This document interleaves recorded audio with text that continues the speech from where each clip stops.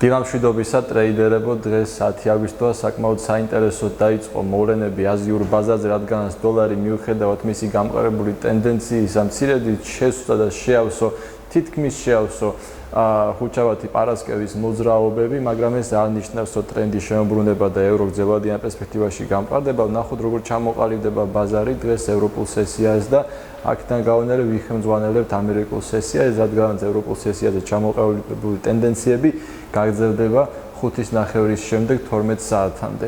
დავალოდოთ მოვლენებს. ტექნიკური ანალიზის მიხედვით შეარჩიეთ ორი მნიშვნელოვანი ფასი, 1.11.55, 1.11.40 სწორედ ამ დიაპაზონის გარღვევის შემთხვევაში შესაძლოა ივაჭოთ ევროპულ სესიაზე იმავე მიმართულებით.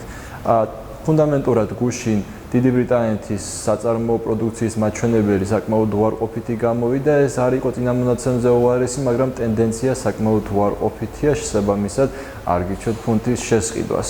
რაც შეეხება დღევანდელ მაკროეკონომიკურ სიახლეებს, გახდება ცნობილი ამერიკიდან ედრი ნავთობის მარაგები, რაც საკმაოდ მნიშვნელოვნად აისახება ნავთობის ფასს და ასევე გარკვეულზე გავლენას მოახდენს დოლარზე.